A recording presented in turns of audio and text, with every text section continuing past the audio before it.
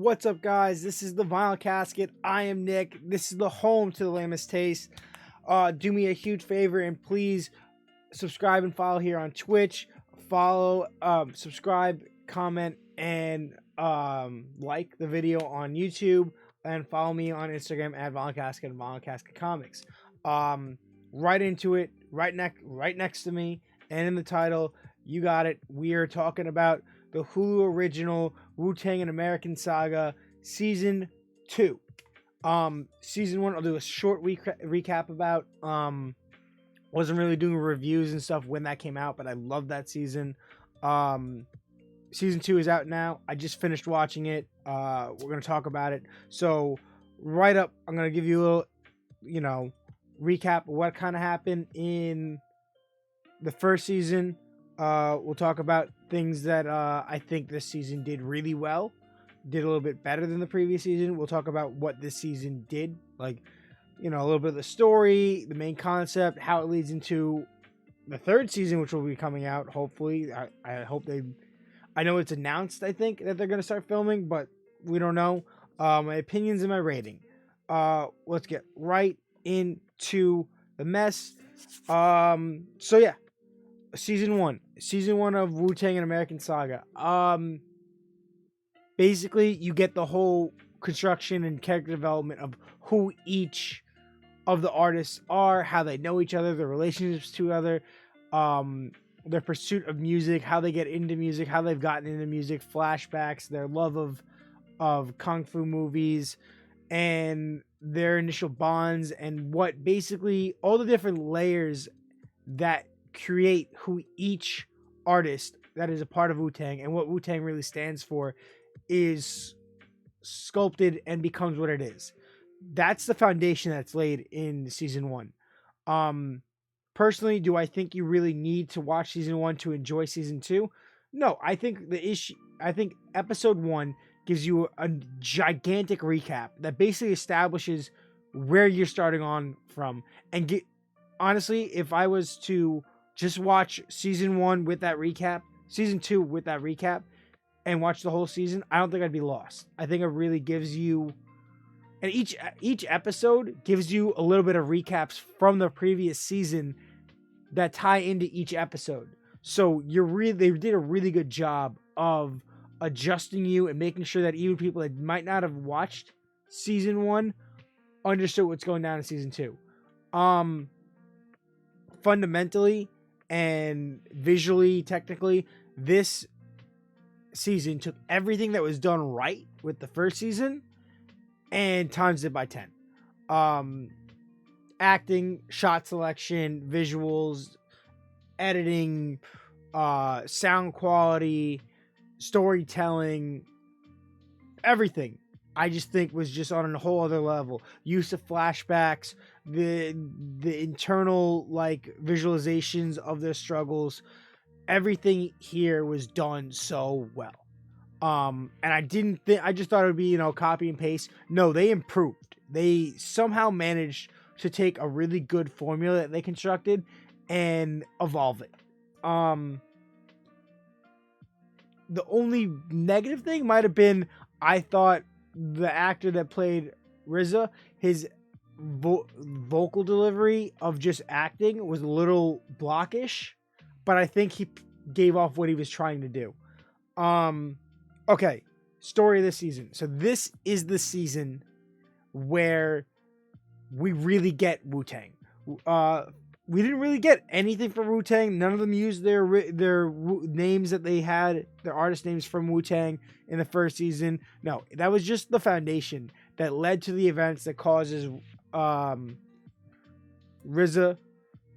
Ghostface Killah, and their family to move to Ohio. And, you get the whole loyalty spectrum of New York, how the guy that RZA shot at the end of season 1, heavy spoilers by the way, didn't snitch on him because that's how New York worked. He starts dating this girl that he's really into, and the ex-boyfriend's causing a bunch of problems with his posse, which ends up with them trying to attack him and him stepping on them, whatever. Then later that night they show up again, and he ends up shooting himself in self-defense. And then he's snitched on by the guy who got shot because he survived. And that leads to RZA going to jail and having this whole revelation of life, changing his whole his whole perspective of thought and what's important to him and what he needs to do. This event also leads to those guys attacking Ghostface Killah, that he gets shot in the neck, ends up in the hospital, waking up with the birth of his child, who is the niece or nephew of RZA. So you get this whole, like, right there in the first episode, you get this whole big boom. Like, everyone's life is so much more important now. Life, like, they really need to all step their game up because life is now a reality. The first, like, couple of episodes, you get to see the development of how life is with everybody back in New York, the guys that are in Ohio, and RZA fighting to get out of jail. I really liked it. I really liked the first couple of, like, first 2 episodes that really build this struggle, this realization that my life is way more important than I thought it was, and I'm going to fight to make this worth it. And that's what it does. And then when RZA gets out, he has this whole new thing, like his brother or cousin or whatever has just gotten out of a halfway house. So, like, everybody has this new lease on life, and they go back to New York. They gather all their friends. They get an apartment, and he's like, the music is it. This is it. We're doing the music again. After their failed attempt in the industry, where the record labels kind of screwed them and then just cut them off. That was RZA and GZA. Both got kind of cut off from their labels under their old monikers, and are basically now like, hey, we're doing this as a family. We're doing this as a brotherhood. We are doing this independent. We are sticking together. We are Wu-Tang. The references to the movies continue consistently throughout the story of the build up to them, how everybody gets their name, how everybody comes together, how they convince everyone. The whole episode where they force the people that all have issues with each other to get on the ferry from Staten Island to Manhattan and get on the ferry and then deal it out and get together, and they're like, okay, we are doing this for our future, for our families, for everybody. There's no beef anymore. We are a solid collective that has a shared goal, talent, and interest in this, and we're gonna do it. I love that. And then after that point, it just builds. It just builds forward. The creation of music and how the music works. The way they broke down RZA's creative process in sampling and taking stuff and making music was so ingenious. The first season, I felt like I was watching a more refined version and more modern version of the Get Down, Netflix original show.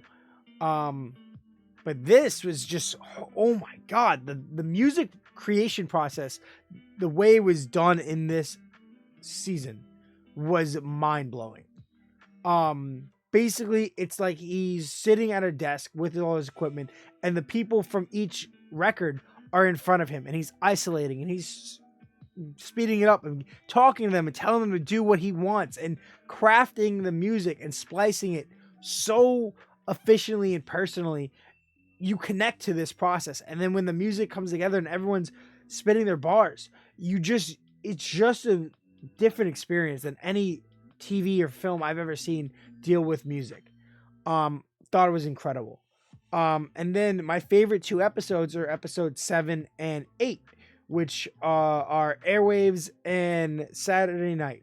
So they had gone to a convention trying to push the music. They have tapes. They have like 3 or 4 songs out or made, and they're trying to push. They're trying to get record play so that they can go to record labels. They're trying to get airwave play and stuff. So they got everyone split up. They're going to a convention. They're calling radio stations. They're going to a place in Long Island to go to college to get college plays. They're calling in saying Wu-Tang, Wu-Tang, Wu-Tang.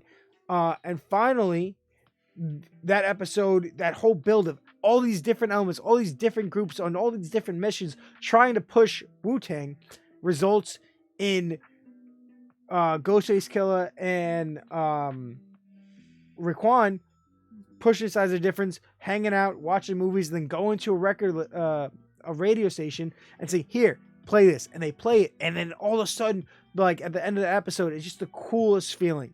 I love that.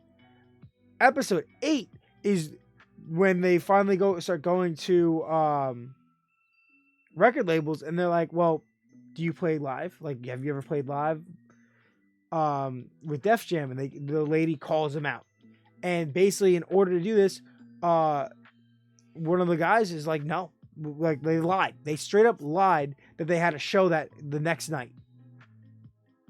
Like, that's mind-blowing. They took that move and they made it happen. They pull the connections together, they grab a manager, they do all this stuff, and they make it work. And they get this show, and the whole live performance that they depict is incredible. Those are my 2 favorite episodes. And then they create this internal conflict. They're becoming so big. They're playing these shows. They rush the stage at Jack the Rapper. They get big. They're getting famous. They're making all their dreams come true. And then individually, they sign to a record label, and then they can all individually sign to record labels.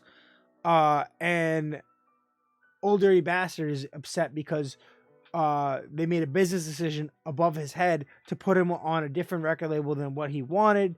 And you see the buildup, the creation of this tension and this conflict that will most likely be the basis of season 3. And then you end the season with RZA going into a new apartment, having a studio in the basement, and then a big flood because the pipes burst and he's scavenging, trying to get his music. I really enjoyed this whole season. I thought the storytelling from beginning to end was incredible.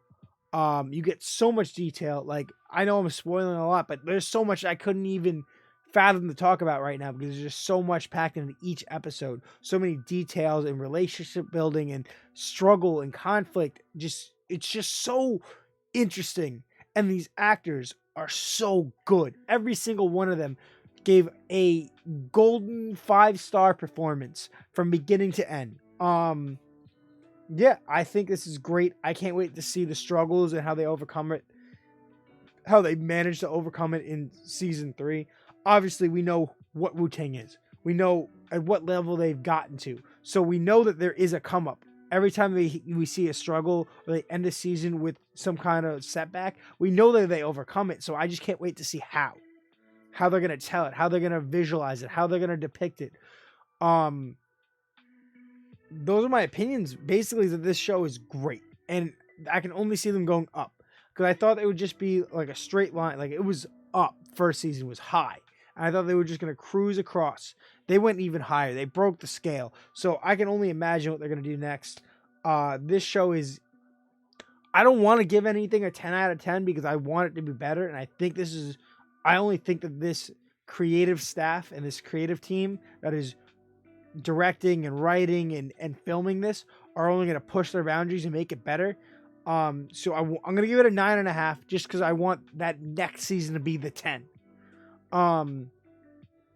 But yeah, this is an incredible show that I highly suggest everyone watch. Whether you're into rap music, hip hop, R&B, anything, just seeing the musical struggle of an underground independent art form is just so well done here.